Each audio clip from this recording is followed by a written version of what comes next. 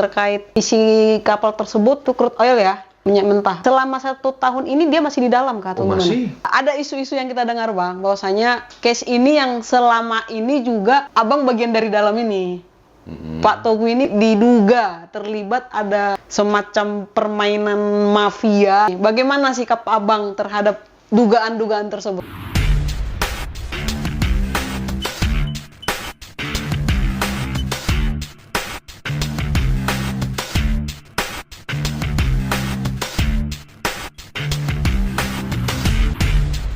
Ada tadi yang menarik bang, terkait isi kapal tersebut, itu crude oil ya, bahan mentah nih, minyak mentah. Artinya kan tadi disinggung persoalan selama 1 tahun ini dia masih di dalam kah? Oh, masih? Mas, mereka tahu nggak efeknya ini kalau setahun di sini? Ini kalau boleh kita tahu di sini ada dampak-dampaknya nggak bang? Gimana? Ya, ada.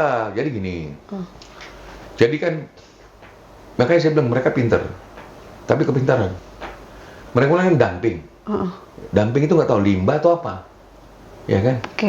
Oke, dumping. Dan kru kapal sudah menyatakan bahwa itu bukan dumping. Itu adalah keluarnya limbah dari pengoperasian kapal. Kalau dumping itu gini loh, ini badan kapal ya, ini buritan, ini pengoperasian.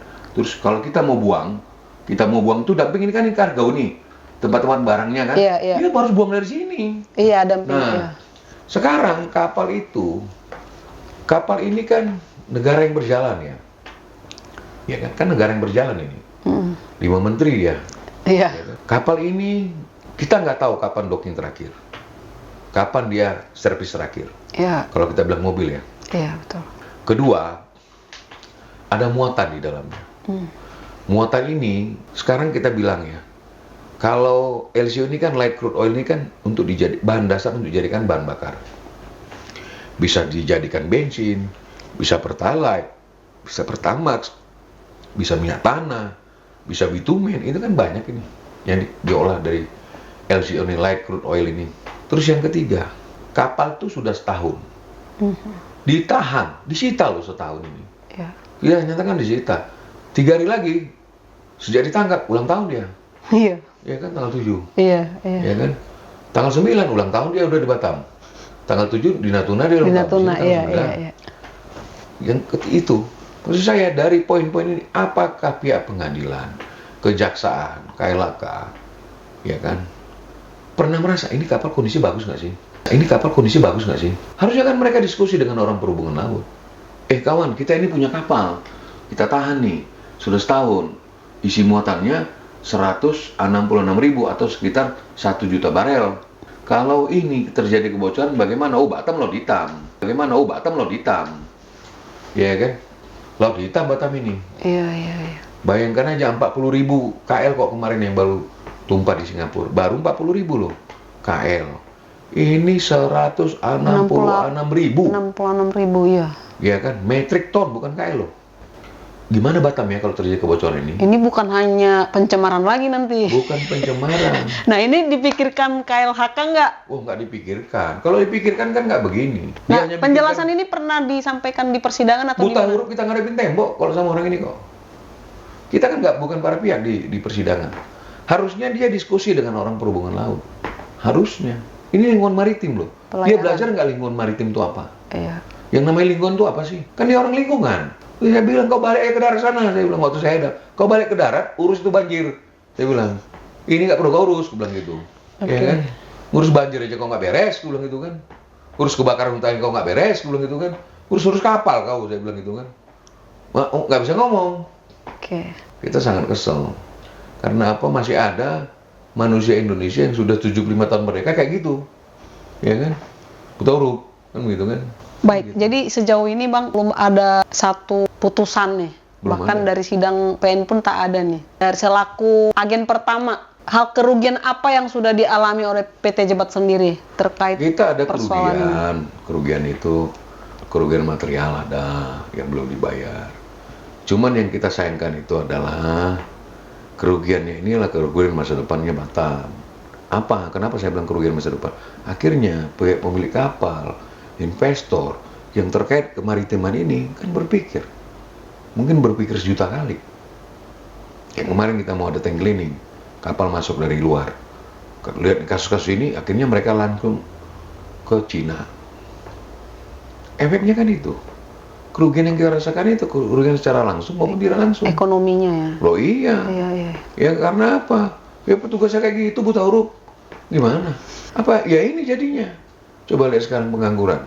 Coba lihat CPR. Coba lihat yang lain-lain. Apa? Tapi sebelum aku lupa, tujuan utama kapal Arman ini semuanya kemana? Ini bendera Iran ya? Ya kalau kita lihat sih tujuannya open sea. Laut bebas. Laut bebas. Laut bebas. Biasa kalau kapal-kapal asing itu kan tujuannya laut bebas karena mereka ada transaksi, ada apa di situ. Ya kan laut bebas mungkin nanti masuk ke negara mana kita nggak tahu.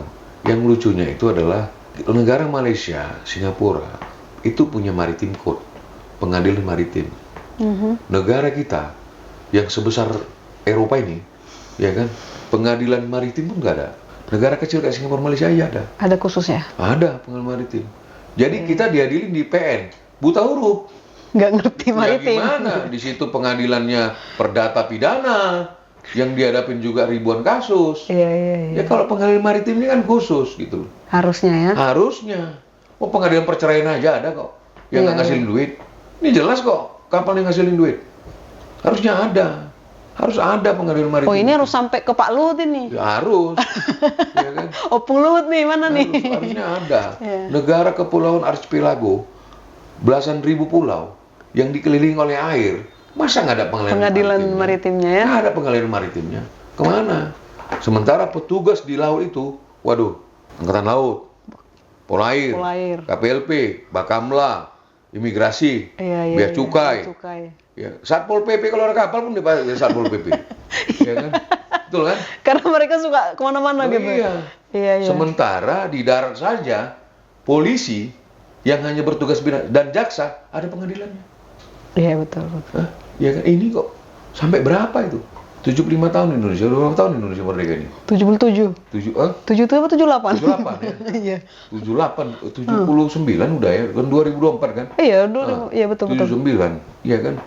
79 orang bukan tua, bukan dewasa lagi. Sudah kakek-kakek punya cicit pun udah. Kita masih asik dengan buta huruf semua lah. Jadi ini yang terjadi. Ini di Batam ini lah boleh dilihat nih berapa sih kapal yang masuk. Ini paling tinggi sebenarnya harusnya. Harusnya paling tinggi. Singapura coba lihat. Berapa banyak sebulan masuk untuk pekerjaan tank cleaning aja. Betul. Ratusan bahkan ribuan mungkin. Kapal ya. Kita. Iya. Karena tadi tidak ada kepastian hukum. Wong kapal masuk aja dinaikin petugas. Yang petugas mana yang naik? Ya, kita lihatlah sama-sama. Iya kan? Petugas apa yang naik, ya kan? Oh, mau ngomong ada kerjaan pula. Ya kan? Baik Bang, ini mungkin pertanyaan yang agak nyeleneh ya. Mengingat ini kan kapal luar nih. Iran yang kita tahu juga Pak Togu Simanjuntak ini kan sudah sangat dikenal di dunia pelayaran. Ada isu-isu yang kita dengar Bang, bahwasanya case ini yang selama ini juga Abang bagian dari dalam ini. Pak Togu ini diduga terlibat ada semacam permainan mafia atau seperti apalah, kita juga nggak tahu nih. Bagaimana sikap Abang terhadap dugaan-dugaan tersebut? Oh udah biasa itu. Itu udah biasa. Udah biasa. Jadi gini, saya ini di pelayaran ini sudah hampir belasan tahun lah. Dan rata-rata kapal-kapal yang bermasalah, kita memang handle. Kita memang terlibat di dalamnya sebagai agen. Tapi adanya isu bahwa ada mafia nggak benar. Semua itu dilempar, isu-isu itu. Mafianya yang pejabat-pejabat itulah. Ditanya aja mereka. Kenapa saya bilang, kenapa 1 tahun ini nggak selesai? Siapa yang pegang ini? Emang Togu Simanjuntak yang pegang kendali? Kalau aku berangkatkan itu. Kau bayar denda, aku berangkat aja aku. Iya kan? Iya. Siapa? Ya, saya bilang pejabat-pejabat oknum itulah. Ditanyakan aja. Mereka ada pertemuan di mana? Dipertanyakan itu. Ya kan, terkait ini 1 tahun loh. Ini pidana 1 tahun. Ya kan? Ya pejabat-pejabat oknum-oknum itu yang harus ditanya. Jangan kita. Kalau kita ini selalu jadi kambing hitam. Oh, ini terlibat. Isu yang dilempar untuk membersihkan dia punya muka itu loh. Iya, betul. Harusnya kan kejaksaan, pengadilan itu kan ambil tindakan, ini udah nggak benar ini. Apa yang salah ini? Penyidik pun bahwa ini nggak benar ini KLHK ini. Ada apa ini? Kan harus ada otoritas yang tertinggi di luar daripada ini. ini bendera asing. Ada muatan yang bisa membahayakan Batam. Membahayakan secara kerugian yang sangat mungkin Berdampak, terjadi, iya. berdampak. Dan kerugian itu bisa jadi pencemaran atau nama baik. Ke ekonomi juga paling Oh, utama. sudah pasti. Iya. Cuman kan kita ini kan swasta selalu dituding. Kan selalu begitu. Selalu ada kambing hitam.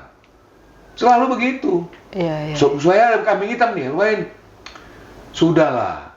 Makanya saya bilang, oknum-oknum ini penghuni neraka yang kelas VIP ya mereka-mereka ini. Iya kan? Loh, nggak usah jauh-jauh. Kita lihat ya kasus Peggy. Kasus mana lagi sih di Indonesia ini? Siapa yang terlibat? Oknum kan? Oknum pejabat. Nanti hanya Karma yang bisa jawab itu. Berarti Ya. mafianya oknum pejabat itu ya, Bang? Pasti. Yang pegang kendali siapa? Emang Toko Simanjuntak? Baik, baik. Yang pegang kendali. Ya, makanya kita bilang pemerintah pusat yang punya otoritas tinggi harus turun melihat hal-hal yang begini. Mereka pasti bilang gitu, oh ini betul. Justru karena ada kehadiran kita lah, itu kapal nggak bisa apa-apa. Ada bilang bahwa udah dipompa minyaknya, penguasaan kapal. Itu kan isu. Iya, iya. Itu kan isu-isu yang dilempar. Ya kan? Kita pertanyakan lagi, siapa oknum pejabat yang kemarin ketemu di hotel? Kan itu isu juga. Kan begitu kan? Siapa itu? Ada kong kali kong apa itu pertemuan di hotel itu? Ya kan, di hotel S itu. Ditanya harusnya. Kan begitu. Berarti isu ini pun udah beredar kemana-mana juga Udah nih. beredar kemana-mana. Terkait pertemuan-pertemuan Oh, oknum sudah. ini.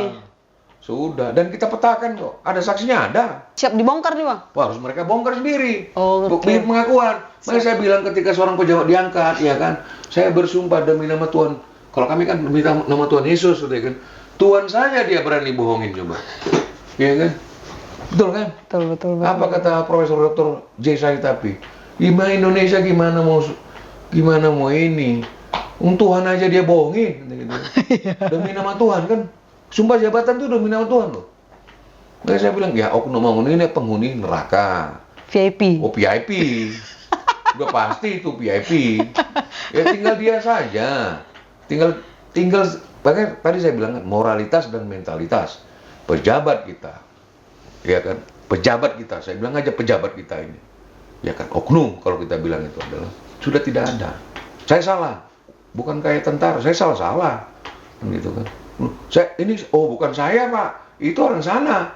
Kan gitu kan, lempar dia penjaga gawang. Iya, iya. Ya kan, tidak ada kalau namanya kita agen itu murni dengan undang-undang pelayaran. Setuju. Tapi banyak datang ke kita, iya. Baik itu yang berseragam, tidak berseragam. Artinya yang pegawai atau tidak pegawai banyak. Yang datang ini nggak bisa, ini kapal ini ada pemiliknya, kargo ini ada pemiliknya. Kapal ini nilainya puluhan juta US. Kargo ini pun ratusan miliar, bahkan triliun. Ya. Apakah ada orang bodoh punya harta segitu banyak ditinggal? Saya mau tanya. Kapalnya bendera jelas, kargonya jelas. Coba saya tanya. Saya kehilangan motor aja, saya obrak-abrik. Nyari ya. Baru motor dulu. Iya, betul. Ini hampir nilai lebih dari 1 T. Hilang. Apakah orang itu akan tinggal diam? Apakah orang pemilik akan tinggal diam? Ya kan? Tapi kan orang ada asumsi. Orang kita kan banyak menghayal. Kalau kita koseng kapal, kita jual kargo, untung banyak kita. Kan begitu kan? Iya, iya. Menghayal kan? Kita ini sudah hampir sama dengan kerjanya kita di kapal nih, hampir sama dengan kapal itu masuk. Masuk kapal itu tanggal 9, nanti tanggal 10, pasal setahun kita. Satu ya yang perlu saya kasih tahu tentang penyidik atas kasus kapal ini. Nggak becus, ya, nggak transparan ya. Kemudian banyak ininya iya, banyak intriknya iya. Silakan aja ditanya ke agen yang kedua itu berapa mereka dikuras Oleh pihak penyidik. Iya, dia ngomong sendiri kok. Harus ngantar ini Pak, ngantar itu. Silakan diklarifikasi ke mereka. Saya bilang ya. Kemudian itu tentang penyidik, tentang hukumnya. Wah, tambah nggak jelas. Hukum apa ini yang ditujukan ke kapal ini? Ya kan, pemilik kapal jelas. Dakwaannya apa, tuntutannya apa, kita nggak tahu nanti putusannya apa. Ya kan. Terus yang ketiga terkait masalah efek dan defek daripada ini semua. Tapi kita swasta ini yang dituduh. Wah, ini ada mafia. Iya, iya. Saya jelaskan ya, mafia itu adalah suatu organisasi yang dilindungi oleh pemerintah, terlegitimasi, tapi tidak ada dan tidak akan di-backup. Itu artinya mafia. Mafia ini kan orang-orang yang berpengaruh, yang punya uang, tetapi dilindungi oleh pemerintahnya, secara tidak kasat mata, ya kan? Dilindungi ya? Dilindungi, tidak secara kasat mata. Tapi ada power itu di situ. Itu mafia. Nah, ini yang dituduhkan ke kita selama ini. Wah, Togu itu mafianya. Iya. Wong kita tidak ada lindungan pemerintah. Kita ini swasta. Coba mafioso yang Amerika itu. Semua disuap. Polisi disuap, tentara disuap, hakim disuap, jaksa disuap. Itu yang terjadi di Amerika kan. Pak Togu nggak ada suap-suap nih? Oh, nggak ada. Kita ini paling benci yang namanya suap-suap. Kita maunya itu seperti Singapura, Malaysia. Lebih dominan kita Singapura. Kalau ada pelanggaran, bayar. Orang kan mau cari, namanya perusahaan komersil, perusahaan swasta. Betul. Mau cari kerja, dapat untung, cuan. Ya. Kalau ada pelanggaran kita bayar sanksi gitu ya. Bayar. Iya. Jadi Dan itu yang dilakukan PT Jebat ini. Coba dari awal. Okay. Tapi sepanjang udah 14-an tahun tadi ya di dunia pelayaran ini, hal terburuk apa ini yang selama ini terjadi? Oh, banyak. Ini baru sekian aja nih, baru 2% lah. Berarti sering terjadi begini ya? Ya kan, nah ini karena tadi tidak ada pengadilan maritim itu. Tadi. Bahkan jaksanya nggak tahu undang-undang pelayaran itu. Ya, loh iya pernah saya dapet itu. Yang undang-undang berapa itu Pak katanya? Di Jaksa Batam ini? Di Jakarta. Oh, Jakarta. Buta huruf, di Serang juga. Oh, udah banyak saya alami. Negara archipelago, kepulauan, Nusantara, Nusa Antara kan itu kan. Ya kan? Iya betul. Nusa Antara kan. Nusantara. Kan? Antara pulau-pulau kan gitu kan. Tidak ada pengadilan maritim. Singapura cuplik aja punya pengadilan maritim.